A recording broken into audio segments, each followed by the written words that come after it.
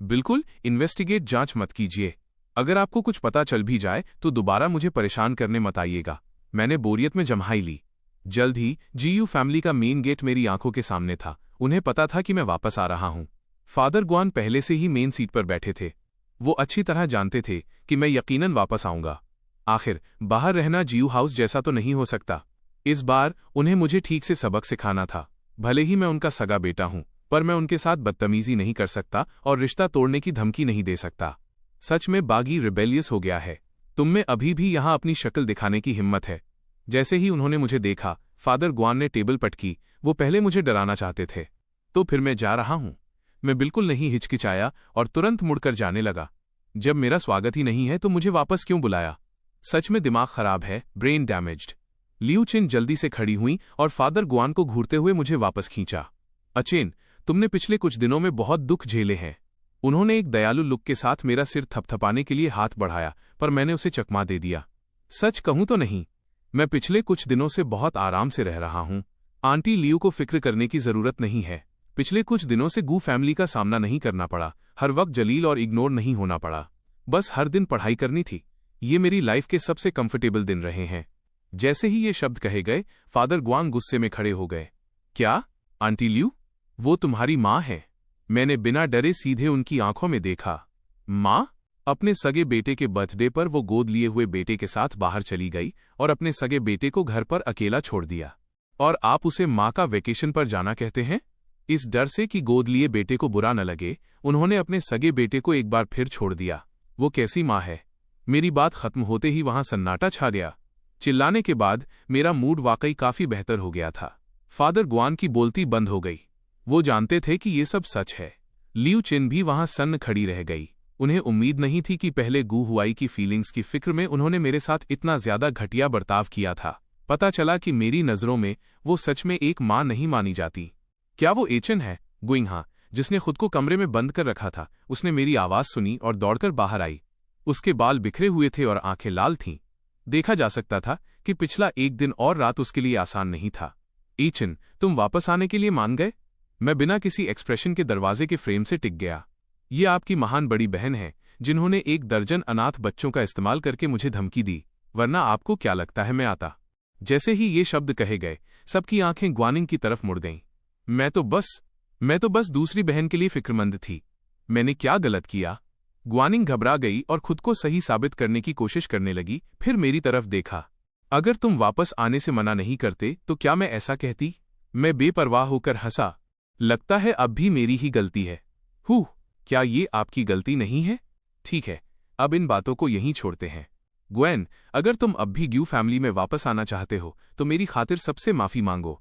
मैं पुरानी बातें भूल सकता हूं। वो एग्रीमेंट भी खत्म माना जाएगा। याद रखना, ये तुम्हारा आखिरी चांस है। फादर गुआन मेरे पास आए। ये उनके हिसाब से उनका सबसे बड़ा समझौता था। आप ये क्या बकवास कर रहे हैं? मुझे लगा मैंने गलत सुना। पुरानी बातें भूल जाएंगे? आखिरी चांस? तो क्या मुझे आपका शुक्रगुजार होना चाहिए? थैंक यू कि आपने मुझे जीयू फैमिली में वापस आने दिया। मिस्टर गुआन, मुझे डर है कि आप जानते नहीं हैं। पिछले कुछ दिनों से आप जीयू फैमिली के लोग मुझे लगातार परेशान हरास कर रहे हैं। क्या मैंने कभी कहा कि मैं जीयू फैमिली में वापस आना चाहता हूं? पर फादर गुआन ने पूरे यकीन के साथ ठंडी हंसी हंसी। अचेन, याद रखना, ये तुम्हारा आखिरी चांस है। वक्त आने पर अगर तुम रोते हुए मेरे पैरों में गिरकर भीख भी मांगोगे, तब भी मैं तुम्हें जीयू हाउस में कदम नहीं रखने दूंगा। तो फिर आपका बहुत बहुत शुक्रिया। मैं मुड़ा और तुरंत जाने लगा, पर गिंगहा ने फिर से मेरा हाथ पकड़ लिया। अचेन प्लीज, मैं तुमसे भीख मांगती हूं, बस एक बार माफी मांग लो। क्या गू फैमिली में रहना अच्छा नहीं है? मैंने बेरहमी से उसका हाथ झटक दिया। आप बस चाहती हैं कि मैं जीयू फैमिली में रहकर एक कुत्ता बना रहूं, ताकि आपको तसल्ली मिले? दफा हो जाओ। जीयू फैमिली का कुत्ता बनकर मैं बहुत रह चुका हूं। इस बार मैं एक इंसान बनना चाहता हूं। जैसे ही मैं दरवाजे से बाहर निकला, मेरी मुलाकात गू हुआई से हुई, जो अभी बाहर से वापस आया था। उसके साथ 4-5 दोस्त थे। हुआई, ये कौन है? किसी ने क्यूरियस होकर पूछा। इस सवाल ने गू हुआई के पसीने छुड़ा दिए। जीयू फैमिली ने कभी मेरी पहचान रिवील जाहिर नहीं की थी। इन लोगों ने मुझे कभी नहीं देखा था। अगर उन्हें पता चल जाता कि मैं असली यंग मास्टर हूं, तो वो उसे किस नजर से देखते? गू हुआई अपना मुंह खोलने ही वाला था कि मैंने उसे टोक दिया। मैं कौन हूं? मैं इसका भाई हूं। गू हुआई का दिल बैठ गया। पहले अपनी पहचान छिपाने की खातिर वो मुझे हमेशा धोखा देता था, मुझे किसी को भी सच बताने से मना करता था और मैंने वाकई कभी सच नहीं बताया था। उसे समझ नहीं आया कि इस बार मैंने सीधे मुंह पर सच क्यों बोल दिया। ब्रदर हुआई, हमने कभी तुम्हें ये कहते नहीं सुना कि तुम्हारा कोई भाई भी है। सबकी शक भरी नजरें गू हुआई पर टिक गईं। उसके माथे पर ठंडा पसीना आ गया। जैसे ही गू हुआई सफाई देना चाहता था, मैंने फिर अपना मुंह खोला। सगा नहीं, मैं नैनी का बेटा हूं। गू हुआई की घबराहट देख मुझे बहुत मजा आ रहा था। क्या वो अपनी पहचान उजागर होने से इतना डरता है? क्या उसने पहले नहीं कहा था कि वो मेरी पहचान मुझे वापस करना चाहता है? तो अब वो कुछ बोल क्यों नहीं रहा? अच्छा, तो ये बात है। हुआई, तुमने हमें कभी क्यों नहीं बताया? गू हुआई बस अजीब तरह से मुस्कुरा सका। मैं भूल गया था। तब तो तुम्हारी याददाश्त वाकई बहुत कमजोर है। डॉक्टर ने क्या कहा? क्या तुम ठीक हो? मैंने आगे बढ़कर उसके कंधे थपथपाए। आखिर उस फैमिली के साथ इतने लंबे समय तक रहने के बाद दिमाग में दिक्कत होना नॉर्मल है। तुम लोग अंदर जाओ, मैं इससे एक मोमेंट बात करता हूं, मैंने उसके दोस्तों से कहा। उन्होंने सिर हिलाया और दरवाजे की तरफ चले गए। क्या हुआ? डर लग रहा है कि तुम्हारी पहचान रिवील हो जाएगी? मुझे उसकी फीलिंग्स की कोई परवाह नहीं थी। उसके इसी चेहरे ने मुझे धोखा दिया था जब तक कि मैं जलकर मर नहीं गया, और मुझे एहसास हुआ कि उन सालों में मैंने जो भी झूठे इल्जाम सहे वो सब उसकी करतूत थी। ग्वेन, ब्रदर ग्वेन, आप ये क्या कह रहे हैं? आप ऐसा कैसे सोच सकते हैं? गू हुआई की आंखें फिर से लाल हो गईं, जैसे वो अगले ही सेकंड रो देगा। लानत है, अगर तुमने दोबारा एक्टिंग करने की हिम्मत की तो मैं अभी सारा सच उगल दूंगा। मैं तुम्हारी ये एक्टिंग नहीं खरीदने वाला। गू हुआई को अपना वो बेचारा लुक वापस लेना पड़ा। तभी उसे लगा कि उसने कुछ देखा है और उसने मेरा हाथ पकड़ लिया और अपने ही चेहरे पर थप्पड़ मारने लगा। ब्रदर ग्वेन, अगर मुझे मारने से आप मुझे माफ कर देंगे तो शौक से मुझे मारिए। ये परफॉर्मेंस देखकर मैं बिना सोचे समझ गया कि मेरे पीछे कोई आ गया था। ग्वेन, तुम ये क्या कर रहे हो? दफा हो जाओ। यकीनन पीछे से एक गुस्से भरी चीख आई। गोइंग शू दौड़कर वहां पहुंची। वो गुस्से में आग बबूला हो रही थी और उसने गू हुआई को बचाने के लिए अपने पीछे खींच लिया। ग्वेन, तुम्हारी फिर से हुआई पर हाथ उठाने की हिम्मत कैसे हुई? हुआई की आंखें अभी भी लाल थीं। दीदी चिंगशू, ब्रदर ग्वेन को दोष मत दीजिए। मेरी ही गलती थी कि मैंने उन्हें अपसेट नाराज कर दिया। जब तक ब्रदर ग्वेन वापस आने के लिए मान जाते हैं, वो मुझे जितना चाहे मार सकते हैं। बोलने के बाद उसने सच में 2 आंसू बहा दिए और अपने हल्के लाल गाल को ऐसे छिपाने लगा जैसे मेरे क्राइम जुर्म को ढक रहा हो। ग्वेन, इस लाइफटाइम में ज्यू फैमिली में वापस आने की उम्मीद मत रखना। हमारी ग्यू फैमिली तुम जैसे पत्थर दिल विशेष लोगों को पनाह नहीं देती, गोइंग शू ने नफरत से कहा। मैंने हाथ हिलाया और सीधा उनकी तरफ बढ़ा। तुम दोनों ध्यान से सुन लो। जीयू फैमिली मेरे लिए कोई मायने नहीं रखती। अगर तुम घुटनों के बल बैठकर मुझसे भीख भी मांगो तब भी मैं वापस नहीं आऊंगा। इतना कहकर मैंने हाथ उठाया और गू हुआई के दूसरे गाल पर एक जोरदार थप्पड़ जड़ दिया। इस थप्पड़ ने हुआई को सन्न कर दिया। उसने सपने में भी नहीं सोचा था कि मैं वाकई उसे मारने की हिम्मत करूंगा। हाथ पर भी काफी अच्छा एहसास हुआ। बस तुम्हारे चेहरे का बैलेंस थोड़ा ठीक कर रहा था। थैंक यू बोलने की जरूरत नहीं है। मैंने ज्यू फैमिली की उन खौफजदा आंखों को देखा, मुझे रत्ती भर भी फर्क नहीं पड़ रहा था। क्या हुआ? क्या ये तुम्हारी कैलकुलेशन का हिस्सा नहीं था? चूंकि मैं वैसे भी इतना पत्थर दिल हूं तो मैं अब जा रहा हूं। जो शिकायत करनी है कर लो। बेहतर होगा कि ऐसा कुछ करो कि मैं अपनी पूरी लाइफ में तुम्हारी जीयू फैमिली में कदम न रख सकूं। ये कहकर मैं मुड़ा और बिना पीछे देखे वहां से चल दिया। यकीनन इस बार जीयू फैमिली मुझे और परेशान नहीं करेगी। गू हुआई की आंखों में जहर भरा था। वो मेरी पीठ को घूर रहा था। आज वो दिन है जब मुझे लियू रुयन का बॉयफ्रेंड बनने का नाटक करके एक बैंक्वेट दावत में शामिल होना है, पर मुझे उम्मीद नहीं थी कि बड़ी बहन ग्वानिंग भी वहां होगी। और तो और, एक $multi-million का कॉन्ट्रैक्ट हासिल करने के लिए उसने सबके सामने मुझे जानबूझकर बदनाम किया। इस मोमेंट पर फादर ग्वान ने संजीदगी से एक बिजनेस प्लान निकाला। मैंने ये प्लान बिल्कुल परफेक्ट बनाया है। इसे लेकर बाद में लियू रुयन से मिलना। जब तक हम इस बार लियू फैमिली के साथ पार्टनरशिप पक्की कर लेते हैं तो इस पूरे हाई सिटी में अगर हमारी जीयू फैमिली दूसरे नंबर पर होगी तो किसी की हिम्मत नहीं होगी कि वो पहले नंबर का दावा कर सके। वैसे ग्वानिंग, क्या तुम लियू फैमिली की बड़ी बेटी मिस लियू रुयन के बारे में कुछ जानती हो? मैंने उनके बारे में थोड़ा पता किया है। वो जिंग मेडिकल यूनिवर्सिटी की एक एलीट स्टूडेंट रही हैं। हाल ही में वो हाई सिटी के एक स्कूल में डॉक्टर के तौर पर काम करने आई हैं। ग्वानिंग ने कहा। School doctor? किस स्कूल में? जिंगचेंग की लियू फैमिली की इतनी रईस बेटी एक स्कूल डॉक्टर के तौर पर काम कर रही है? मुझे लगता है कि वो नंबर 2 हाई स्कूल है। ग्वेन का पुराना स्कूल। ग्वानिंग को याद आया कि कैसे उसने पहले अनाथालय का इस्तेमाल करके मुझे धमकी दी थी, जिससे उसे थोड़ी गिल्ट महसूस हुई। इसके अलावा ज्वेलरी चोरी वाले इंसिडेंट में भी उसने बिना किसी प्रॉपर इन्वेस्टिगेशन के मुझ पर इल्जाम लगाया था। क्यों ना हम ग्वेन को वापस आने दें? ये सुनते ही फादर ग्वान ने गुस्से में टेबल पटकी। मैंने उसे पहले एक चांस दिया था, पर उसे देखो, मैंने पहले ही कह दिया है, जब तक वो सबसे माफी नहीं मांगता, जू फैमिली में वापस आने का सपना भी मत देखना। अपने पिता को देख ग्वानिंग बस एक आह भर सकी। वो जानती थी कि मैं कभी माफी नहीं मांगूंगा, पर पिता फैमिली के हेड, मुखिया हैं, वो अपनी अथॉरिटी को चैलेंज कैसे होने दे सकते थे। इसी बीच लियू रुयन सुआनरो और मुझे एक शांत कोने में ले जा रही थी। वो सच में इन लोगों से परेशान नहीं होना चाहती थी। वैसे रुयन ननद, मुझे बाद में आपके बॉयफ्रेंड होने का नाटक कैसे करना है, मैंने पूछा। मैंने वो पहले ही सोच लिया है। अपनी छोटी गर्लफ्रेंड से कहो कि वो जो केक खा रही है उसका एक टुकड़ा मुझे दे दे, फिर मैं उसे तुम्हें खिलाऊंगी। वो चिड़चिड़ा लड़का यकीनन इस बात पर यकीन कर लेगा। लियू रुयन ने जैसे ही ये कहा, सू वॉनरो का छोटा सा चेहरा पल भर में गर्म होकर लाल हो गया। क्या ये एक इनडायरेक्ट किस नहीं है? तभी खान वहां आया। मिस लियू रुयन, क्या इत्तेफाक है? ये पक्का किस्मत का फैसला है। बिल्कुल भी इत्तेफाक नहीं है। ये मेरा बॉयफ्रेंड है। लियू रुयन ने मुझे खींचकर अपने ठीक सामने कर लिया। डार्लिंग, अपना मुंह खोलो। उसने केक का वो टुकड़ा उठाया जिसमें से एक बाइट लिया जा चुका था और अपने हाथों से मुझे खिलाया। ये केक का वही टुकड़ा था जिसे सू वॉनरो अभी खा रही थी। उस वक्त सू का चेहरा इतना लाल था कि वो कुछ बोल ही नहीं पाई। ये सीन देखकर खान यकीन न कर पाने वाली नजरों से 2 कदम पीछे हट गया। लियू रुयन, तुम्हारा वाकई कोई बॉयफ्रेंड है? पर क्या तुम दोनों के बीच एज गैप कुछ ज्यादा नहीं है? क्या तुम इसे संभाल पाओगी? मुझे बस यंग ग्रास पसंद है, लियू रुयन ने ठंडे लहजे में कहा। ठीक है, बहुत अच्छे, खान ने दांत पीसते हुए कहा और वहां से चला गया। उसका खतरनाक बर्ताव उसके असली इरादे जाहिर कर रहा था। अगर वो लियू फैमिली को हाथ नहीं लगा सकता, लियू रुयन को परेशान नहीं कर सकता, तो क्या उसे लगता है कि वो इस प्रिटी बॉय को भी हाथ नहीं लगा पाएगा? ग्वानिंग नीचे आते वक्त ये सीन देखकर इतनी हैरान रह गई कि उसके मुंह से शब्द नहीं निकले। ग्वेन, लियू रुयन को कैसे जानता है और वो इतने क्लोज क्यों हैं? क्या मेरे इस नकली भाई को शुगर बेबी बनाकर रखा गया है? ये सोचकर ग्वानिंग को बेबसी महसूस हुई। जीयू फैमिली के प्रति मेरे एटीट्यूड को देखते हुए ये पार्टनरशिप हासिल करना अब और भी मुश्किल लग रहा था। मैंने सू का हाथ पकड़ा, लियू रुयन को अलविदा कहा और वहां से जाने लगा। मुझे जाते देख ग्वानिंग बोल पड़ी, एकिन रुको, क्या तुम दोनों एक दूसरे को जानते हो? लियू रुयन थोड़ी हैरान थी। ग्वेन, ग्वानिंग को कैसे जानता है? ग्वानिंग तो हाई सिटी की सबसे बड़ी बिजनेस जीनियस है। लॉजिकली देखा जाए तो ग्वेन बस एक स्टूडेंट है, वो इतनी बड़ी हस्ती को कैसे जान सकता है? भले ही उनका सरनेम एक था, पर उसने उन्हें फैमिली के तौर पर नहीं जोड़ा। आखिर ग्वेन पहले हाइपोग्लाइसीमिया और मेलन्यूट्रिशन की वजह से बेहोश हो चुका था। वो ये भी जानती थी कि ग्वेन एक अनाथालय में रहता है। उनके बीच का गैप बहुत ज्यादा था। बस कुछ बार मिले हैं, हम क्लोज नहीं हैं, मैंने बेरुखी से कहा। ये शब्द ग्वानिंग के दिल में गहरे धंस गए। उसने सीधे मेरा हाथ पकड़ लिया।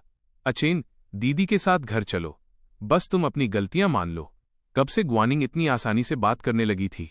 अचानक मुझे अपने बगल में खड़ी लियू रुयन का ख्याल आया। अब आपको एक्टिंग करने की जरूरत नहीं है। मेरे और लियू रुयन के बीच के मामलों में मैं आपको दखल नहीं देने दूंगा। इतना कहकर मैंने उसका हाथ झटक दिया और बैंक्वेट से बाहर निकल गया। लियू रुयन ने मजाक उड़ाते हुए ग्वानिंग की तरफ देखा। तो आप ग्वेन की बड़ी बहन हैं। मैं मिस लियू से कुछ छिपाऊंगी नहीं। मेरा ये भाई थोड़ा जाहिल इग्नोरेंट है।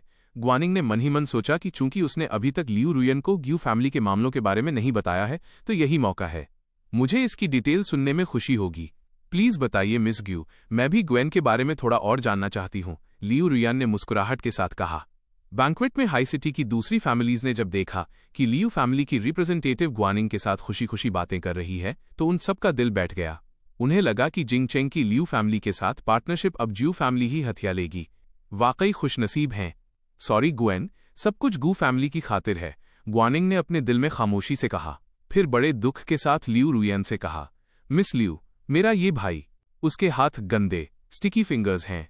उसने एक बार मेरा नेकलेस भी चुराया था, पर मैंने उसे डांटा नहीं। मैं बस चाहती थी कि वो सही और गलत के बीच फर्क करना सीख जाए। लियू रुयन के चेहरे पर गुस्से की एक परत छा गई। उसे उम्मीद नहीं थी कि ग्वेन इस तरह का इंसान होगा। वाकई आप किसी का चेहरा जान सकते हैं, दिल नहीं। मैं उसे हर चीज के लिए दोष नहीं देती, पर चाहे कुछ भी हो, उसे अपनी फैमिली के साथ रिश्ता नहीं तोड़ना चाहिए था। ग्वानिंग ने आगे कहा, क्या रिश्ता तोड़ना? तब जाकर लियू रुयन को समझ आया कि मैं अनाथालय में क्यों रहता था, क्यों मैं कुछ 100 रुपए भी नहीं निकाल पा रहा था और मुझे कर्ज चुकाने के लिए उसके पास काम तक करना पड़ा। हाँ, फैमिली बस उसके लिए ड्राइवर अरेंज करना भूल गई थी। और वो? ग्वानिंग अपनी बात जारी रखना चाहती थी। फादर गुआन अपनी बेटी को लियू रुयन के साथ खुशी खुशी बातें करते देख खुशी से फूले नहीं समा रहे थे। जब तक वो जिंग चेंग की लियू फैमिली के साथ कॉपरेट कर सकते हैं, तब तक हाई सिटी में टॉप पर पहुंचना बस कुछ ही समय की बात है। गुआनिंग ने मौका देखा और बिजनेस प्लान लियू रुयन को थमा दिया। वैसे मिस लियू, ये हमारे गू ग्रुप का प्लान है, प्लीज इसे देखिए। पर लियू रुयन ने अपनी बाहें सिकोड़ी और उसे ठंडी नजरों से देखा। मेरी नजरों में जो ग्वेन है वो आपकी बातों वाले इंसान से इतना अलग क्यों है? कोई हैरानी नहीं कि मैंने ग्वेन को उस हालत में देखा था। पता चला कि वो आपकी गू फैमिली से बहुत गहरे तक जख्मी था। मिस गू, आप कहती हैं कि ग्वेन के हाथ गंदे हैं और उसने आपका नेकलेस चुराया, पर वही ग्वेन सिर्फ कुछ 100 रुपये चुकाने के लिए खुशी खुशी मेरे पास 1 महीने तक हेल्पर हैंडीमैन के तौर पर काम करने को तैयार हो गया। क्या आपको सच में लगता है कि वो आपका नेकलेस चुराएगा? और मेरी बस एक छोटी सी मदद की खातिर उसने एक ऐसे इंसान से पंगा ले लिया जिससे उसे नहीं भिड़ना चाहिए था। क्या आपको सच में लगता है कि वो उतना ही बुरा है जितना आप कह रही हैं? सही बात है, जो लोग पक्षपाती बायस्ड होते हैं वो हर चीज को भेदभाव की नजर से ही देखते हैं। इसीलिए मिस ग्वानिंग, मुझे नहीं लगता कि अब हमारी दोनों फैमिलीज को पार्टनरशिप करने की कोई जरूरत है। इतना कहकर लियू रुयन मुड़ी और बिना पीछे देखे वहां से चली गई। ग्वानिंग का चेहरा पीला पड़ गया। उसने हाथ बढ़ाया। मिस लियू, रुकिए, क्या ग्वेन आजकल ठीक है? अब परवाह करने का नाटक करने का क्या फायदा? आप लोग ही वो मेन मुजरिम हैं जिन्होंने उसे चोट पहुंचाई है, लियू रुयन ने ठंडे लहजे में कहा। पार्टी में मौजूद सब लोग लियू रुयन को बिजनेस प्लान ठुकराते और जाते देख जियू फैमिली की बदकिस्मती पर खुश हो रहे थे। फादर गुआन दौड़कर आए और जोर से पूछने लगे, क्या हुआ? मिस लियू क्यों चली गईं? ग्वानिंग ने बस अपना माथा रगड़ा। मैं थोड़ा थक गई हूं, मैं पहले घर जा रही हूं। अब वो बस घर जाकर पास्ट की हकीकत इन्वेस्टिगेट करना चाहती थी कि क्या मैंने वाकई उसकी ज्वेलरी चुराई थी या नहीं। इसी बीच मैं अनाथालय वापस आया और वहां तीसरी बहन गोइंग शुअर से मिला। पता चला कि इन्वेस्टिगेशन के बाद उसे पता चला कि जिस लड़के ने उसे डूबने से बचाया था वो इसी इलाके में था। हालांकि गू हुआई ने दावा किया था कि उसने अकेले उसे बचाया था, पर बाद में उसे पता चला कि गू हुआई को तैरना आता ही नहीं है। उसके सवाल पूछने पर गू हुआई ने मान लिया कि तब 2 लोगों ने उसे बचाया था। मेरा इरादा उसे न जानने का नाटक करने का था, पर उसने मुझे पीछे से खींच लिया। अचेन, क्या तुम दीदी के साथ रह सकते हो? दीदी को अंधेरे से डर लगता है ना? उसे अंधेरे से डर लगता है, इसीलिए मुझे सजा देने का उसका तरीका मुझे एक अंधेरे कमरे में बंद करना था, ये कहकर कि वो मुझे तमीज सिखा रही है। अलविदा। जब उसका ध्यान नहीं था, मैंने अपना हाथ छुड़ाया और वहां से भाग गया। गोइंग शुअर जमीन पर गिर पड़ी, रोते हुए। दीदी सच में अंधेरे से डरती है। सॉरी एकिन, दीदी उस वक्त का तुम्हारा दर्द समझ सकती है। अब सॉरी। गू विला में ग्वानिंग ने कुछ इन्वेस्टिगेशन जांच के बाद आखिरकार पता लगा लिया कि गू हुआई ने मुझे फंसाया था। गू हुआई, तुमने ग्वेन को क्यों फंसाया? साफ बात है कि हमारी पूरी फैमिली तुम्हें अपना सारा प्यार देती है। ये सोचते हुए कि कैसे उसने सच जाने बिना मुझे बारिश में घुटनों के बल बैठाया था, उसका शरीर डगमगा गया। कोई हैरानी नहीं कि मैं उसके लिए इतना ठंडा हो गया था, ये याद करके कि कैसे मैं उसके देर रात तक जागने पर उसके लिए गर्म नूडल्स लाता था। इस मोमेंट पर उसका दिल जोरों से धड़कने लगा। लियू चीन दौड़कर आईं और गू हुआई को अपने पीछे छिपा लिया। ग्वानिंग, हुआई शायद बस एक पल के लिए कंफ्यूज हो गया था। उसने बस, मम्मी क्या टाइम हो गया है और आप अब भी गू हुआई का साथ दे रही हैं? अब जाकर ग्वानिंग को एहसास हुआ कि गू फैमिली का गू हुआई के लिए पक्षपात कितना गहरा था और मेरे लिए उनका भेदभाव कितना भयंकर था।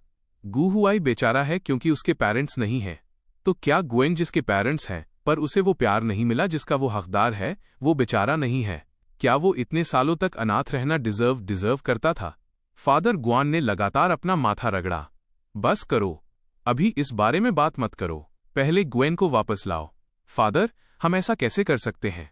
हमें कम से कम ग्वेन के सामने चीजें साफ करनी चाहिए। हम इसे ऐसे ही कैसे जाने दे सकते हैं? ग्वानिंग ने पलटकर जवाब दिया। तो तुम्हारा क्या प्रपोजल, सुझाव है? हमारी जियू फैमिली ने अभी उसके लिए कमिंग ऑफ एज सेरेमनी रखी है। अगर ये बात बाहर गई तो हमारी जियू फैमिली की क्या इज्जत रह जाएगी? फादर गुआन की बात सुनकर ग्वानिंग खामोश हो गई। सच है, जियू फैमिली की रेपुटेशन, इज्जत उनके लिए किसी भी चीज से ज्यादा इंपॉर्टेंट है। बस पहले ग्वेन को वापस लाओ, बाकी बातें बाद में करेंगे। फादर गुआन यही सबसे बेहतर रास्ता निकाल सकते थे। ग्वानिंग ने बेमन से सिर हिलाया और अपने कमरे में चली गई। अगले दिन स्कूल के बाद मैंने अपनी जेब में रखे बैंक कार्ड को छुआ। इसमें 10,000 रुपये थे। मुझे ये पैसे वापस करने के लिए जियू विला जाना ही होगा। अब से मेरा गू फैमिली से कांटेक्ट संपर्क पूरी तरह खत्म हो जाएगा। अब कोई किसी का कर्जदार नहीं रहेगा। बटलर लियू ने जैसे ही मुझे देखा, वो चौंक गए और जल्दी से मेरे लिए गेट खोल दिया।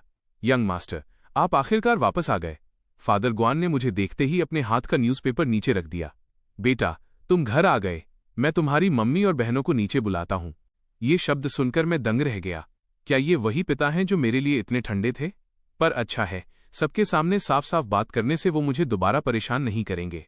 लियू चिन को जैसे ही पता चला कि मैं वापस आ गया हूं, वो दौड़कर नीचे आई और मुझे गले लगाना चाहती थीं, पर मैं थोड़ा पीछे हट गया। पीछे हटिए। लियू चिन की आंखें लाल हो गईं।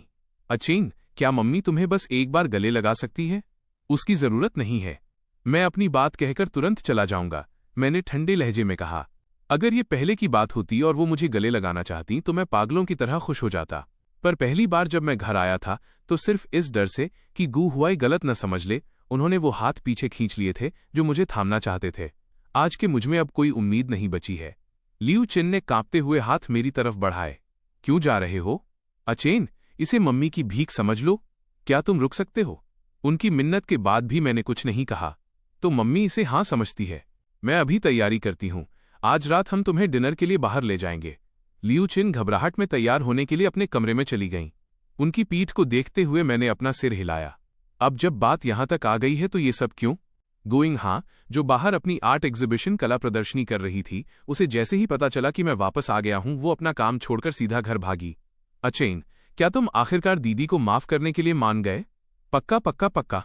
हाँ, मैंने आपको माफ किया। मैंने बस बात खत्म करने के लिए बेमन से कह दिया। गोइंग हाँ को उम्मीद नहीं थी कि मैं इतनी आसानी से मान जाऊंगा। उसने एक्साइटमेंट उत्साह में अपने पीछे से वो थोड़ा टूटा हुआ लकड़ी का पपेट निकाला। तो अचेन, क्या तुम अब इसे एक्सेप्ट स्वीकार कर सकते हो? जरूर। मैंने उसे तुरंत ले लिया और लापरवाही से अपनी जेब में ठूंस लिया। वो नहीं जानती थी कि अब मैं उसे बस एक अजनबी की तरह देखता हूं। किसी अजनबी को माफ करना बिल्कुल भी मुश्किल नहीं है। वो लकड़ी का पपेट जो कभी मेरे लिए बहुत ज्यादा इंपॉर्टेंट था, अब बस एक मामूली पपेट है। अचानक सीढ़ियों से एक जोरदार आवाज आई।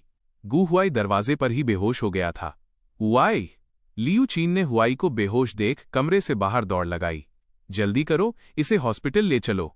फादर ग्वान ने भी जल्दी से हुआई को उठाया और दरवाजे से बाहर भागे।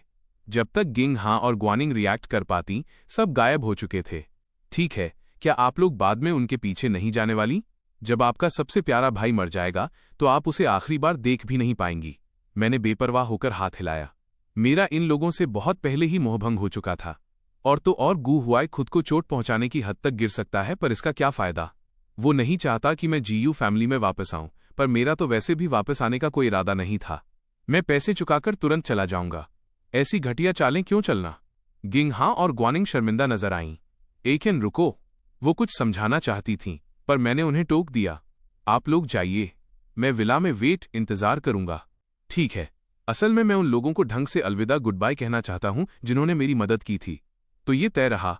अचेन, तुम्हें पक्का दीदी के वापस आने का वेट करना होगा, गिंग हाँ ने जल्दी से कहा। उनके जाने के बाद मैं काफी देर तक उनकी पीठ को देखता रहा। शायद ये एक राहत है, शायद हल्कापन, पर सबसे ज्यादा ये सब कुछ छोड़ देना लेटिंग गो है। उसी वक्त हुआई को इमरजेंसी रूम ले जाने के बाद लियू चिन को मेरी याद आई। मुझे एचेन को ढूंढने वापस जाना होगा। उनका चेहरा पीला पड़ गया था। उन्होंने पहले ही तय किया था कि वो हमारे साथ फेयर ट्रीटमेंट करेंगी। वो अपने सगे बेटे को ऐसे कैसे छोड़ सकती थीं? शुक्र है कि ग्वानिंग और गिंग हाँ वक्त पर पहुंच गईं।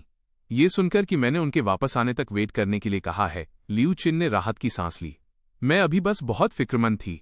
मेरे वापस आने का वेट करो, मैं पक्का अचेन की ठीक से भरपाई करूंगी, पर इस बार वो पक्का निराश होंगी। ज्यू विला के नैनी रूम के बाहर आंटी जैंग ने मुझे देखा और जल्दी से मेरा स्वागत किया। यंग मास्टर, आप वापस आ गए। मैंने उस नैनी की तरफ देखा जो पहले मेरे लिए चुपके से स्नैक्स बचाकर रखती थी। मेरे दिल में थोड़ा अजीब महसूस हुआ। आंटी जैंग, क्या आप आजकल ठीक हैं? इस घर ने मुझे जो गर्माहट दी वो असल में उन लोगों से मिली थी जिनसे मेरा कोई खून का रिश्ता नहीं था। भले ही उनका स्टेटस ऊंचा न हो, पर उनकी रगों में दयालुता बसी है। बहुत अच्छी हूं यंग मास्टर, आंटी जैंग ने मुस्कुराहट के साथ कहा। यंग मास्टर, अब जब आप वापस आ गए हैं तो क्या आप दोबारा जाएंगे? इन शब्दों ने हम दोनों को खामोश कर दिया। आंटी जियांग भी शायद कुछ समझ गई थीं। यंग मास्टर, मैं तो बस एक मामूली काम करने वाली हूं। मैं बड़े सिद्धांतों प्रिंसिपल्स के बारे में नहीं जानती, पर मुझे आप जैसे अच्छे बच्चे पर पूरा यकीन है young master. Thank you aunty Jiang, मैंने संजीदगी से सिर हिलाया। इसमें थैंक यू कैसा? ये लो, मैं काफी समय से इन्हें छोटे यंग मास्टर के लिए बचाकर रख रही थी। आंटी जियांग ने अपनी जेब से एक सफेद प्लास्टिक बैग निकाला। उसके अंदर शादी वाली कुछ मिठाइयां और छोटे ब्रेड थे। मैंने मना नहीं किया, पर अचानक एक पल के लिए मेरी आंखें लाल हो गईं। आंटी जियांग, मैं अपने कमरे में जाकर एक बार देखना चाहता हूँ। क्या ये ठीक है? मुझे खुद नहीं पता क्यों, पर मैं बस उस छोटे और संकरे कमरे को एक बार फिर देखना चाहता था। वही कमरा जहां पास्ट लाइफ में मैं जलकर मर गया था। कमरे में अब भी वही साधारण सा छोटा बेड था। डेस्क पर अब भी वो छोटी चीजें सजी थीं, जो अब भी हरी भरी और घनी थीं। साफ था कि कोई इनकी देखभाल कर रहा था। अचानक मेरी नज़र टेबल पर रखे एक फोटो फ्रेम पर पड़ी। ये तब की बात है जब मैं पहली बार जीयू फैमिली में वापस आया था। बटलर लियू ने अपने फ़ोन से हमारी एक ग्रुप फोटो ली थी। हमने प्लान किया था कि उनके स्टूडियो जाकर एक प्रॉपर फैमिली फोटो खिंचवाएंगे, पर इस डर से कि कहीं गू हुआई ज़्यादा न सोचने लगे, वो बात अब तक टलती ही रही। मैंने धीरे से फोटो फ्रेम की धूल साफ की। फोटो में खुद को देखते हुए जो कभी फैमिली लव के लिए तरसता था, मैं मुस्कुराए बिना नहीं रह सका। नज़ारा वही है, पर वो इंसान चला गया। मेरा वो वर्जन पास्ट लाइफ की उस आग में ही मर गया था। मैंने फोटो बाहर निकाली, धीरे से अपनी तस्वीर किनारे से फाड़ दी और बाकी फोटो फ्रेम में वापस रख दी। मेरे बिना ये पूरी फैमिली शायद बहुत खुशी से रहेगी, है ना? और अब वो मेरी लाइफ को डिस्टर्ब करने भी नहीं आएंगे। फिर मैंने वो लकड़ी का पपेट निकाला जो गिंग हा ने मुझे वापस किया था। गू हुआई ने पहले इसे फेंककर इसकी एक बांह तोड़ दी थी, फिर मैंने इसे टुकड़ों में तोड़ दिया था। भले ही गिंग हा ने इसे रिपेयर ठीक करने की कोशिश की थी, पर वो इसके शरीर की दरारों को छिपा नहीं पाई थी। अब क्या फायदा? मैंने अपना सिर हिलाया। मुझे अब भी गिंग हा के वो पुराने शब्द याद थे। ग्वेन, तुम पागल क्यों हो रहे हो? क्या ये बस एक टूटा फूटा लकड़ी का पपेट नहीं है? गू हुआई का वो मतलब नहीं था। सही बात है, शायद पुराने मेरे लिए ये एक खजाना था, पर अब गुइंग हाँ सही है, ये एक टूटे फूटे लकड़ी के पपेट से ज्यादा कुछ नहीं है। मैंने एक पल सोचा, फिर उस पपेट को सीधा करके टेबल पर रख दिया। मैं तुम्हें यहीं छोड़ रहा हूं। फिर मैं खड़ा हुआ और आखिरी बार उस कमरे को देखा और धीरे से दरवाजा बंद कर दिया। उस कमरे में जैसे एक धुंधला सा साया मुस्कुराते हुए मुझे अलविदा कह रहा था। वो मैं ही था जो इमोशनल जख्मों से भरा हुआ था। सुबह होने पर ही जीयू फैमिली हॉस्पिटल से वापस लौटी। मैंने भी लगभग 2 घंटे उनका वेट किया था। घर आते ही लियू चीन ने सबसे पहले मुझे गले लगाने की कोशिश की, पर मैं फिर से पीछे हट गया। सॉरी एकिन, मम्मी पहले बहुत ज्यादा फिक्रमंद थी, इसलिए तुम्हारे बारे में भूल गई। मम्मी अभी तुम्हारे लिए एक कमरा साफ करती है। ये कहते हुए उनका इरादा ऊपर उस नैनी रूम की तरफ जाने का था। बेशक मैं तुम्हें अब वहां नहीं रहने दे सकती। जरूरत नहीं है, मैं बस थोड़ी देर में चला जाऊंगा, मैंने बेरुखी से कहा। ये सुनते ही ग्वानिंग और बाकी सब पैनिक हो गए और जल्दी से मेरा हाथ पकड़ लिया। अचेन, क्या तुमने नहीं कहा था कि तुम गू हाउस में सबका वेट करोगे? तुम अब भी क्यों जाना चाहते हो? मैंने धीरे से अपना हाथ पीछे खींच लिया। सही बात है, मैंने सिर्फ ये कहा था कि मैं सबके लौटने का वेट करूंगा। मैंने ये नहीं कहा था कि मैं जीयू हाउस में रुकूंगा। लियू चिन ने आंसुओं भरी आंखों से मेरी तरफ देखा।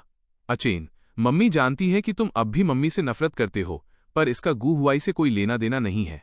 मैंने हाथ हिलाया। यहां तक पहुंचने में गू हुआई का यकीनन बहुत बड़ा हाथ था, पर अगर आप लोगों ने मेरे साथ फेयर ट्रीटमेंट किया होता तो आज हम इस मोड़ पर क्यों खड़े होते? वो भेदभाव, प्रेजुडिस ही वो शिकारी था जिसने मुझे मार डाला। तभी फादर गुआन आगे आए। अचेन, पहले डैड की गलती थी। जब तक तुम वापस आने के लिए मान जाते हो, डैड तुरंत पब्लिकली तुम्हारी पहचान जीयू फैमिली के यंग मास्टर के तौर पर अनाउंस जाहिर कर देंगे। उन्हें अब भी यही लग रहा था कि मैं इस झूठी शोहरत की खातिर घर छोड़कर गया था। मिस्टर गुआन, क्या आपको नहीं लगता कि ये वो चीजें हैं जो आपको बहुत पहले कर देनी चाहिए थी? मैंने पलटकर पूछा। पर गू फैमिली ने इसे कैसे हैंडल किया? ये कहकर कि मैं नैनी का बेटा हूं। क्या गू फैमिली की रेपुटेशन इतनी इंपॉर्टेंट है? अब तो मैं उम्मीद करता हूं कि काश मैं सच में नैनी का ही बेटा होता। शायद तब पास्ट लाइफ के वो दुख मुझे नहीं झेलने पड़ते। ग्वेन, अपनी किस्मत को ज्यादा मत आजमाओ। फादर गुआन अब और खुद को नहीं रोक पाए और मुझ पर दहाड़े। उन्होंने अपनी पूरी जान जीयू फैमिली की इज्जत बनाने में लगा दी थी। वो किसी को भी इसकी साख बिगाड़ने नहीं दे सकते थे, चाहे वो खुद ही क्यों ना हो। मेरी क्या गलती है? गू फैमिली ने तुम्हारे साथ क्या गलत किया है? फादर गुआन ने गुस्से में सवाल किया। क्या ऐसा है? तो पिछले 16 सालों में मैं कैसे जिया हूं? मैं पीछे नहीं हटा। पास्ट में मैंने बहुत समझौते किए थे, अब मैं और पीछे नहीं हटना चाहता। मैं कभी जीयू फैमिली के भरोसे नहीं रहा। यहां तक कि आपके वापस लाने के इस 1 साल में भी मैं एक बार भी आप लोगों पर निर्भर नहीं रहा। मैं कोई शिकायत नहीं कर रहा। मैं बस ये बताना चाहता हूं कि बहुत कम लोग जानते हैं कि मैं जीयू फैमिली का यंग मास्टर हूं। मेरे जाने से गू फैमिली का कोई नुकसान नहीं होगा। क्या आप लोगों को खुश नहीं होना चाहिए? मैं खुद का मजाक उड़ाते हुए मुस्कुराया। क्या ये सबसे अच्छा आउटकम नतीजा नहीं है? अचेन, तुम ये क्या कह रहे हो? तुम जा रहे हो? हम खुश कैसे हो सकते हैं? लियू चिन की आवाज कांप रही थी।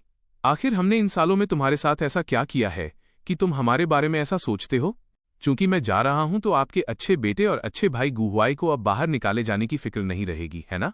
हुआई वैसा नहीं है। लियू चिन अब भी उसका बचाव करना चाहती थी, पर मैंने उन्हें बीच में ही टोक दिया। मुझे पता है, गु हुआई बहुत काइंड दयालु है। वो ऐसी चीजों की फिक्र क्यों करेगा, है ना मम्मी? मैंने जानबूझकर काइंड शब्द पर जोर दिया। लियू चिन एक पल के लिए स्पीचलेस हो गईं। ठीक है, ये वो पैसे हैं जो मुझ पर आपके उधार थे। 10,000 रुपये। क्या आप इन्हें गिनना चाहती हैं? मैंने अपनी जेब से पैसे निकाले और उनके सामने रख दिए। सब एक दूसरे को खाली नजरों से देखने लगे। वहां सन्नाटा छा गया। अचेन, तुम्हारे पास ये पैसे कहाँ से आए? ग्वानिंग अचानक बोल पड़ी। उसे डर था कि कहीं लियू रुयन मुझे पाल तो नहीं रही। नहीं, मुझे लियू रुयन से जाकर साफ साफ पूछना होगा। गुएन अभी बस एक स्टूडेंट है। फिक्र मत कीजिए, न चुराए हैं न लूटे हैं। ये बहुत साफ पैसे हैं। इतना बोलकर मैं जाने के लिए मुड़ा, पर गिंग हा ने मुझे वापस खींच लिया। गिंग हा के चेहरे पर अब पहले वाला घमंड नहीं था। वो आंसुओं भरी आंखों से मुझे देख रही थी। अचेन, क्या तुमने पहले नहीं कहा था कि तुमने मुझे माफ कर दिया है? प्लीज मत जाओ। ठीक है, मैंने खामोशी से अपना हाथ छुड़ा लिया। सही बात है, मैंने माफ किया है। मैंने आपको बहुत पहले ही माफ कर दिया था, इसलिए प्लीज मिस गु, अब मुझे परेशान करने मत आइएगा। गुइंग हा को उसी पल एहसास हुआ कि अब मैं उसे सिर्फ एक अजनबी मानता हूं। मैं उसे अब कभी दीदी कहकर नहीं बुलाऊंगा। मेरे जाने के बाद जियू फैमिली में काफी देर तक सन्नाटा छाया रहा। फादर ग्वान ने सपने में भी नहीं सोचा था कि मुझे वाकई गू फैमिली की इस पोजीशन की कोई परवाह नहीं थी। यंग मास्टर एचन वापस आएंगे ना? लियू चीन ने फादर ग्वान से पूछा। वो असल में समझ चुकी थी कि मैं जाने का फैसला कर चुका हूं, पर फिर भी वो खुद को धोखा देना चाहती थी। मम्मी, आचन सच में चला गया है। गु वानिंग ने अपनी बात खत्म करने के बाद सुध बुध खोए हुए ऊपर की तरफ कदम बढ़ा दिए। अब मैं उसे कभी प्यार से दीदी नहीं बुलाऊंगा। जब भी वो देर रात तक जागकर काम करेगी, मैं उसके लिए गर्म नूडल्स का कटोरा लेकर कभी नहीं आऊंगा। अपने कमरे में लौटकर ग्वानिंग दीवार के कोने में दुबक गई। उसकी आंख के कोने से एक आंसू टपक पड़ा। क्यों अचेन को इंसाफ नहीं दिया? उसे समझ नहीं आ रहा था कि फादर ग्वान और लियू चीन ने सिर्फ उस बेकार की खानदानी इज्जत की खातिर ये सच बताने से क्यों मना कर दिया कि उस वक्त मेरे साथ गलत हुआ था। अगर तुम्हें इंसाफ मिल जाता तो क्या तुम रुक जाते? पर वो जानती थी कि जियू फैमिली ने मुझे बहुत गहरे जख्म दिए थे। सॉरी एकिन, तुम्हारी दीदी ने तुम्हारे साथ गलत किया। ग्वानिंग ने अपनी बाहों में अपना चेहरा छिपा लिया और खामोशी से रोने लगी। अगर बाहर वाले उसे इस हालत में देखते तो यकीनन उनके होश उड़ जाते। ये कड़क बिजनेसवुमन इतनी कमजोर भी हो सकती थी। अचानक ग्वानिंग की आंखें तीखी हो गईं। अगर लियू रुयन ने सच में मुझ पर हाथ डाला तो चाहे उसे अपनी जान की बाजी लगानी पड़े, वो लियू रुयन से मरते दम तक लड़ेगी। पहले उसने लियू रुयन के सामने मेरी बुराई की थी और अब वो मेरे लिए लियू रुयन से लड़ना चाहती है। उसे खुद नहीं पता था कि वो क्या सोच रही है। उसी वक्त गुइंग हा भी किसी खोई हुई रूह की तरह सुन्न खड़ी थी। ये सब ऐसा क्यों हो गया? गुचन ने इतनी मजबूती से जाने का फैसला क्यों किया? क्या उन्हें सच में नहीं पता था? गुइंग हा को अचानक कुछ याद आया। वो पागलों की तरह उस नैनी रूम की तरफ दौड़ी जहां मैं पहले रुकता था। उसके दिल में अभी भी उम्मीद की एक हल्की किरण थी, पर जैसे ही उसने दरवाजा धक्का देकर खोला, उसने टेबल पर रखे उस लकड़ी के पपेट को देखा। उस पपेट को देखकर गिंग हा खुद को रोक नहीं पाई और फूट फूट कर रोने लगी। एकिन, बेशक मुझे जियू हाउस में हो रही इन चीजों का पता नहीं था। अनाथालय वापस जाते वक्त सड़क पर चलते हुए मुझे अपना पूरा शरीर हल्का महसूस हो रहा था। इस बार आखिरकार मुझ पर गू फैमिली का कोई कर्ज नहीं रहा। रात की ठंडी हवा मेरे चेहरे को छू रही थी। आगे वो बारबेक्यू स्टॉल अभी भी शोर शराबे और चहल पहल से भरा था। सच कहूं तो पहले मुझे इन लोगों से बहुत जलन होती थी। कितने आजाद और बेफिक्र हैं, किसी और की राय की परवाह करने की जरूरत नहीं। दूसरे शब्दों में, वो अपने लिए जी रहे हैं, पर अब मुझे भी अपने लिए जीना है। जब मैं अनाथालय वापस पहुंचा तो गेट पर एक जाना पहचाना साया खड़ा था। वो म्यू वांटिंग थी। मुझे लगा वो पहले की तरह भाग जाएगी, पर इस बार उसने पहल की और मेरी तरफ बढ़ी। अचानक उसने खुद को मेरी बाहों में झोंक दिया। मैं एक पल के लिए सन्न रह गया, फिर उसकी गर्माहट महसूस करते हुए मुस्कुराया। मैंने उसका सिर सहलाया। पागल लड़की, क्या हुआ? पहले मुझसे बात क्यों नहीं करना चाहती थी? म्यू वांटिंग ने मेरी कमर पर जोर से चुटकी काटी। आउच, क्या कर रही हो? बस तुम्हें थोड़ा परेशान करना चाहती थी। क्या मैं नहीं कर सकती? उसका वही पुराना घमंडी अंदाज देखकर मुझे लगा कि पुरानी म्यू वांटिंग वापस आ गई है, पर अगले ही सेकंड वो फूट फूट कर रोने लगी। ब्रदर गुचेन, आप सच में बहुत बड़े इडियट हो, बुद्धू हो, बेवकूफ हो। उस यंग लड़की ने अपनी किशोरावस्था, टीनेज की सारी मासूम फीलिंग्स मुझ पर न्योछावर कर दी थीं। पर मुझे कभी इसका एहसास ही नहीं हुआ। उसे रोते देख मैंने अनाड़ियों की तरह उसे चुप कराने की कोशिश की। रो क्यों रही हो? किसने बुली किया तुम्हें? मुझे बताओ, मैं जाऊंगा। आप ही हो जिसने मुझे बुली किया है। म्यू वॉन्टिंग ने मेरी तरफ इशारा किया। उसकी आंखों के कोनों में अभी भी आंसू थे। हा, मैंने तुम्हें कैसे बुली किया? मैंने अपनी नाक छुई, सच में समझ नहीं पा रहा था। जो भी हो आप ही थे। इतना क्यों पूछना? म्यू वॉन्टिंग ये तो कह नहीं सकती थी कि वो मुझे पसंद करती है, पर मेरी एक और गर्लफ्रेंड है ना? ठीक है, मेरी गलती थी। क्या अब ठीक है? छोटी मेम साहब, मैंने जल्दी से माफी मांगी। ये हुई ना बात। म्यू वॉन्टिंग ने आखिरकार मुझे माफ कर दिया, फिर अचानक सीरियस हो गई। सू वॉनरो एक अच्छी लड़की है, तुम उसे बुली मत करना। सुना तुमने? अपनी बात खत्म करके उसने मुझे छोड़ दिया, मुड़ी और अपने कमरे में चली गई। मैंने उसकी जाती हुई पीठ को देखा और हल्का सा मुस्कुराया। इसे कहते हैं जुबान कड़वी पर दिल मोम जैसा। अगली सुबह जल्दी जैसे ही मैं स्कूल पहुंचा, मुझे प्रिंसिपल ने बुला लिया। मिस्टर प्रिंसिपल, आपके पास मुझे ढूंढने का टाइम कैसे निकल आया? मेरा चेहरा शक से भरा था। प्रिंसिपल ने मेरी तरफ देखा। असल में उन्हें फोन पर बात करने वाले उस इंसान पर भी पूरा यकीन नहीं था। उन्होंने पहले मुझे टटोलने का सोचा। क्या मैं तुमसे मिलने नहीं आ सकता? उन्होंने अपने हाथ पीछे बांध लिए और एकदम शांत और गंभीर दिखने की कोशिश की। टीचर, मुझ जैसे यंग स्टूडेंट को बुली मत कीजिए। मुझे यकीन नहीं था कि वो बस मुझसे मिलने आए हैं। ठीक है, मेरे साथ ऑफिस चलो। मैंने तुम्हारी क्लास टीचर से परमिशन ले ली है। वैसे मैं तुमसे पूछना चाहता हूं कि आजकल तुम्हारे ग्रेड्स इतने क्यों गिर गए हैं? प्रिंसिपल का लहजा बदल गया। उन्होंने मेरी कड़ी मेहनत देखी थी, पर पिछले 1 साल में मेरे ग्रेड्स लगातार गिर रहे थे। हालांकि हाल ही में सुधार हुआ था, पर पहले मैं टॉप 10 में रहता था। मुझे टिंगुआ या पीकिंग यूनिवर्सिटी मिलने की उम्मीद थी। पिछली इंटर स्कूल एग्जाम में मैं टॉप 20 से भी नीचे गिर गया था, कभी कभी तो टॉप 200 के भी पीछे चला गया था। हा, खैर, फिर मेरे पास कोई चारा नहीं था। मैं सिर्फ उनके पीछे ऑफिस तक जा सकता था। ऑफिस पहुंचकर मैंने आदत के मुताबिक प्रिंसिपल के लिए चाय बनाई। प्रिंसिपल ने एक घूंट भरा और अचानक रुक गए। ये कौन सी चाय बनाई है? वही जो आपकी अलमारी कैबिनेट में थी। मैंने शांति से एक घूंट पिया। वाकई बहुत टेस्टी है। प्रिंसिपल को तो जैसे दिल का दौरा पड़ने वाला था। ये प्रीमियम द होंग पाओ चाय थी, जो उनके पुराने फौजी साथी ने उन्हें गिफ्ट की थी। अक्सर वो खुद इसे हाथ लगाने की हिम्मत नहीं करते थे, और मैंने इतनी सारी इस्तेमाल कर ली थी। मेरी प्रीमियम द हंग पाओ। चलो, इसे अपनी तरफ से एक एनकरेजमेंट, हौसला अफजाई समझो। पर तुम्हें ढंग से पढ़ना होगा। पढ़ो ताकि अपनी एक अलग पहचान बना सको। समझ गया। मैंने जल्दी सिर हिलाया और मन ही मन सोचा, ये चाय वाकई बहुत बढ़िया है। जाते वक्त प्रिंसिपल से थोड़ी और मांग लूंगा। प्रिंसिपल ने शायद मेरे विचार पढ़ लिए थे। वो मन ही मन बुदबुदाए, इससे अच्छा है मैं तुम्हें अपनी जान ही दे दूं। अचानक प्रिंसिपल की बातों ने मेरे मुंह की चाय फुकवा दी। ग्वेन, क्या तुम डॉक्टर लियू को डेट कर रहे हो? मिस्टर प्रिंसिपल, आपने क्या कहा? मैंने अपने मुंह के कोने से चाय पोंछी। मुझे अपने कानों पर यकीन नहीं हुआ। बदतमीजी मत करो, डोंट प्ले डम। प्रिंसिपल का चेहरा काला पड़ गया। पिछले कुछ दिनों से तुम स्कूल के बाद बार बार डिस्पेंसरी, इन्फर्मरी क्यों भाग रहे हो? एक्चुअली उनका मतलब डांटना नहीं था, बस एक स्टूडेंट और स्कूल डॉक्टर के बीच रोमांस एक टैबू है। किसी ने पहले फोन करके इसकी रिपोर्ट की थी और कहा था कि अगर उन्होंने ठीक से इन्वेस्टिगेट नहीं किया तो वो इसकी शिकायत एजुकेशन ब्यूरो में कर देंगे। वो लियू रुयन की फैमिली का बैकग्राउंड जानते थे, बहुत ही डरावना, पावरफुल। अगर ये बात सच में एक्सपोज हो गई तो निकाला मुझे ही जाएगा और मेरा फ्यूचर बर्बाद हो जाएगा। सच उगल दो। मैंने खुद को शांत किया और समझाया, मिस्टर प्रिंसिपल, आपको गलत फहमी हुई है।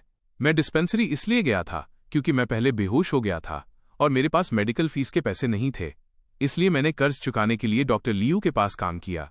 तो फिर तुम्हारा और डॉक्टर लियू का साथ में स्कूल आना जाना क्या है? और परसों रात आधी रात को तुम डॉक्टर लियू को स्कूल वापस लाए, उसे कैसे एक्सप्लेन करोगे? प्रिंसिपल अभी भी बेचैन थे। उन्हें डर था कि कहीं खिचड़ी पक तो नहीं गई। Rice was already cooked. Mister principal, आप सच में गलत समझ रहे हैं। मैंने उन्हें डॉक्टर लियू के मुझे बाहर स्ट्रीट फूड खिलाने ले जाने और डिनर पार्टी में जाने की पूरी कहानी बता दी। उस वक्त वॉनरो भी वहां थी। वॉनरो? प्रिंसिपल ने मेरी तरफ देखा। मुझे एहसास हुआ कि मेरी जुबान फिसल गई है। मैंने जल्दी से सुधारा, क्लासमेट सू वॉनरो। वो और डॉक्टर लियू अच्छे दोस्त हैं। प्रिंसिपल ने एक पल सोचा। एक काम करते हैं, तुम मेरे साथ डॉक्टर लियू के पास चलो ताकि आमने सामने सब साफ हो जाए। उसकी जरूरत नहीं है। मैं थोड़ा पैनिक हो गया, डर था कि डॉक्टर लियू कहीं गलत न समझ लें। क्या? तुम्हारी हिम्मत नहीं है? प्रिंसिपल को बस ये डर था कि मैं झूठ बोल रहा हूं। ऐसा नहीं है कि हिम्मत नहीं है, बस डर है कि डॉक्टर लियू बुरा न मान जाएं। मैंने बेबसी से कहा। पर ये सारी बातें बाहर एग्जाम पेपर्स देने आई सू वॉनरो ने सुन ली थीं। उसने पेपर्स को कसकर पकड़ लिया, वो अंदर से घबरा गई। ऐसा नहीं होगा। ब्रदर गुएन डॉक्टर लियू के साथ कैसे हो सकते हैं? जब मैं और प्रिंसिपल डिस्पेंसरी पहुंचे, लियू रुयन एक स्टूडेंट को चेक कर रही थी। सू वॉनरो भी दबे पांव हमारे पीछे आ गई। मैं तुम्हें जुकाम की कुछ दवा दे देती हूं। गर्म रहने पर ध्यान दो और खूब गुनगुना पानी पियो। लियू रुयन के बोलने के बाद वो स्टूडेंट चला गया। प्रिंसिपल मुझे अंदर ले गए। डॉक्टर लियू, हम एक बात पता करने आए हैं। उन्होंने किसी के रिपोर्ट करने वाली बात बताई कि मैं और लियू रुयन डेट कर रहे हैं। लियू रुयन सन्न रह गई। इतना खाली आइडल कौन है? अचानक उसे उस घटिया इंसान खान का ख्याल आया। उसके अलावा और कौन इतना बोरिंग काम करेगा? लियू रुयन ने प्रिंसिपल को पूरी कहानी समझा दी। प्रिंसिपल ने आखिरकार चैन की सांस ली। दरवाजे के बाहर सू वॉनरो ने भी राहत की सांस ली। उसे डॉक्टर लियू पर शक करने के लिए शर्मिंदगी महसूस हो रही थी। उसका छोटा सा चेहरा पल भर में लाल हो गया। तो फिर मैं और ये बदतमीज अब चलते हैं। तकलीफ के लिए सॉरी डॉक्टर लियू, प्रिंसिपल ने कहा और मुझे वहां से ले गए। मेरे जाते ही सोफिस्टिकेटेड बिजनेस सूट और ब्लैक हाई हील्स पहने एक औरत डिस्पेंसरी के दरवाजे पर दिखी। ये ग्वानिंग थी। लियू रुयन खान को सबक सिखाने का तरीका सोच रही थी। किसी को अंदर आते देख उसे लगा कि कोई स्टूडेंट है। सिर उठाकर देखा तो एहसास हुआ कि ये वही है जिसने उस रात डिनर पार्टी में मेरी बहन होने का दावा किया था। उसे ग्वानिंग के लिए कोई हमदर्दी नहीं थी। तुम यहाँ क्या कर रही हो? अभी भी पार्टनरशिप के बारे में सुनना है? मैं यहाँ क्या कर रही हूँ? मुझे तो ये पूछना चाहिए कि तुमने क्या किया है, ग्वानिंग ने गुस्से में कहा। लियू रुयन और भी उलझन में पड़ गई। तुम्हारा मतलब क्या है? मैंने क्या किया है?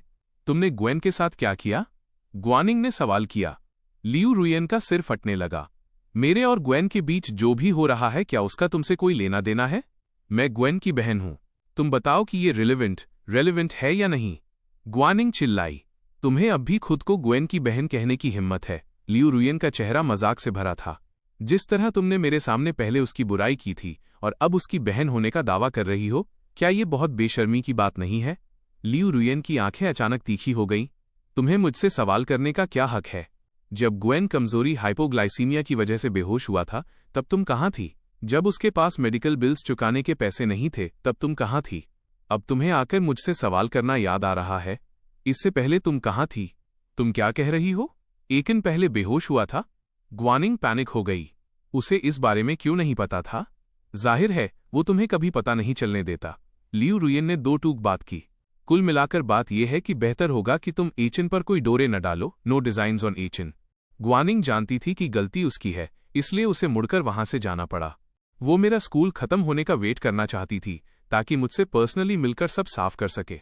ग्वानिंग को जाते देख लियू रुयन ने उसे मन ही मन पागल, लूनेटिक कहा। दोपहर में जब मैं मदद के लिए डिस्पेंसरी गया तो पता चला कि ग्वानिंग वहां आई थी। सू वॉनरो खामोशी से अपना सिर झुकाए मेरे बगल में बैठी थी, अभी भी अपने पहले वाले शक पर शर्मिंदा थी। वैसे डॉक्टर लियू, क्या आप जानती हैं कि प्रिंसिपल को हमारी रिपोर्ट किसने की? लियू रुयन ने अपनी भौहें सिकोड़ी। आखिर में उसने खान का नाम नहीं लिया। खान ऐसा इंसान नहीं है जिससे तुम निपट सको। मुझे अभी पक्का नहीं पता, पर फिक्र मत करो, ये मामला मुझ पर छोड़ दो। उसका इरादा अपनी बहन से मदद मांगने का था, पर उस पागल लियू रक्षु के बारे में सोचकर ही उसका सिर दुखने लगता था। तभी मुझे एक फोन आया। ये नूडल शॉप वाली शेंजी थी। फोन के दूसरी तरफ वो हकला रही थी। उसकी आवाज सिसकियों से भरी थी। घबराओ मत, धीरे बोलो। मैंने उसे तसल्ली दी और फोन स्पीकर पर रख दिया ताकि सू वॉनरो फिक्र न करे। ग्वेन, मेरी बहन बीमार है। मुझे 50,000 रुपए चाहिए। शेंजी ने अपने आंसू रोकने की कोशिश की। वो जानती थी कि किसी ऐसे इंसान से पैसे मांगना जिसे वो ज्यादा समय से नहीं जानती, उसे एक गोल्ड डिगर या धोखेबाज जैसा दिखा सकता है, पर उसने अपने सारे रिश्तेदारों से मांग कर देख ली थी।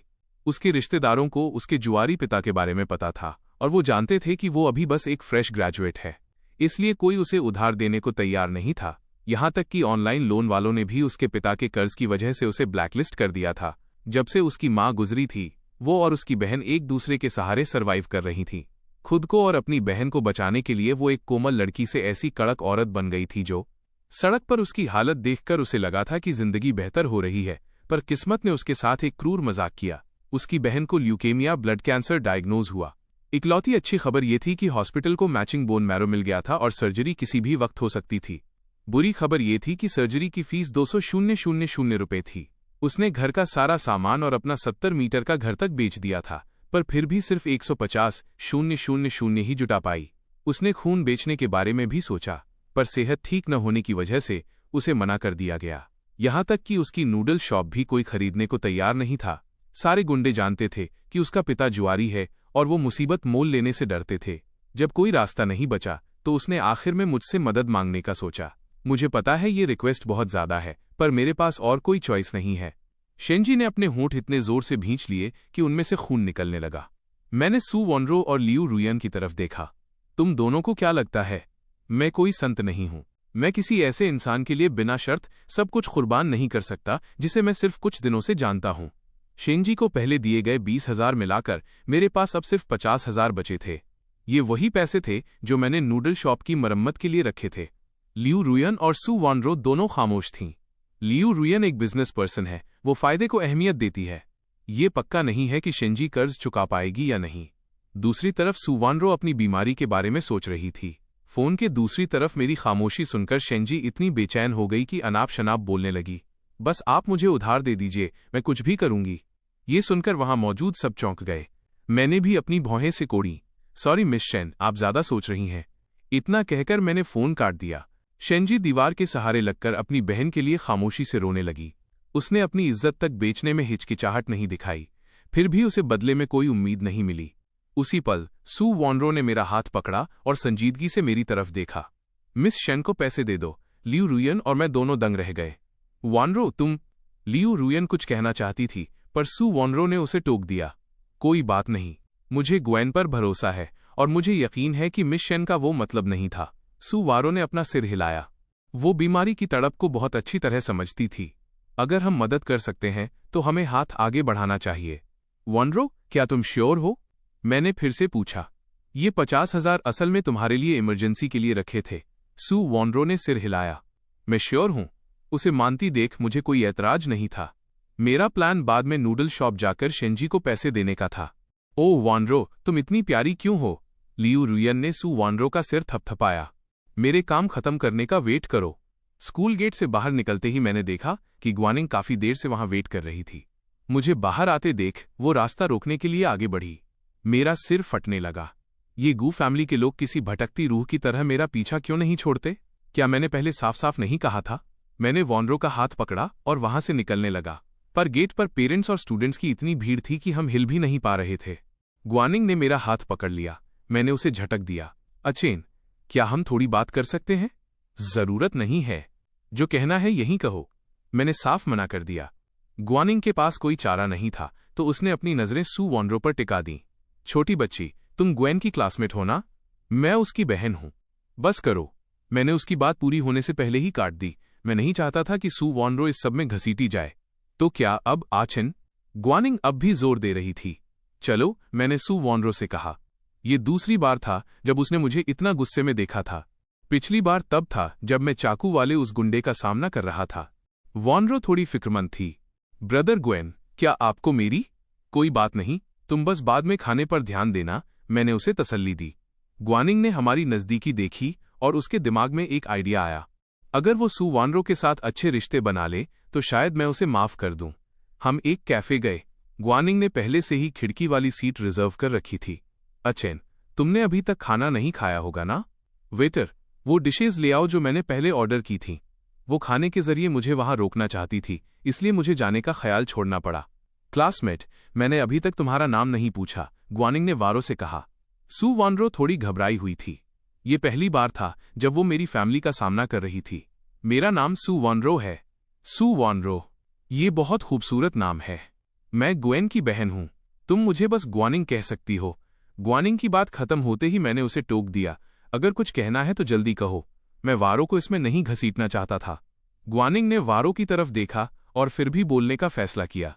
एचन, क्या तुम्हें लियू रुयन ने पालकर शुगर बेबी रखा है? ये सुनकर वॉनरो की आंखें फटी की फटी रह गईं। मैं भी हैरान था। लियू रुयन ने सिर्फ ये कहा था कि ग्वानिंग उससे मिलने आई थी। उसने इस बारे में कुछ नहीं बताया था। इसका आपसे क्या लेना देना? मैंने ठंडे लहजे में कहा। अचेन, तुम सिर्फ पैसों के लिए ऐसा नहीं कर सकते। ग्वानिंग अभी भी मुझे सलाह देना चाहती थी। सही बात है, मैंने ये सब सिर्फ पैसों के लिए ही किया है। मैं जीयू फैमिली में भी पैसों के लिए ही वापस आया था।